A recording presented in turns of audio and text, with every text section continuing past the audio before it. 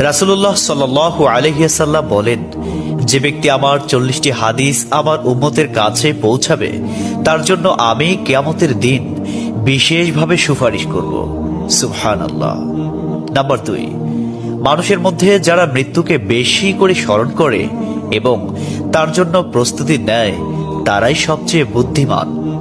Number 3, প্রত্যেক জিনিসের জাকাত আছে, আর দেহের জাকাত হচ্ছে রোজা। নাম্বার 4, যে তার সময় আল্লাহর জন্য ব্যয় করে না তার জন্য জীবন অপেক্ষা মৃত্যু শ্রেয়।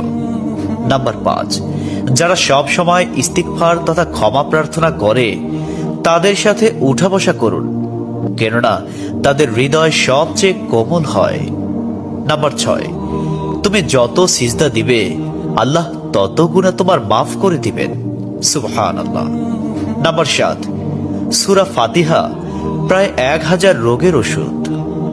নাম্বার 8, হাতের তালুতে জ্বলন্ত আগুনের কয়লা রাখলে যেমন কষ্ট হবে তার চেয়ে বেশি কষ্ট হবে শেষ জামানায় ঈমান রাখতে।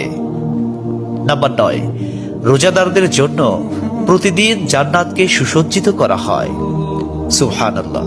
নাম্বার 10, রাসূল সাল্লাল্লাহু আলাইহি ওয়াসাল্লাম বলেছেন, কিয়ামতের দিন সব নবীর চেয়ে আমার উম্মতের সংখ্যা বেশি হবে এবং আমি সর্বপ্রথম জান্নাতের দরজা খুলব।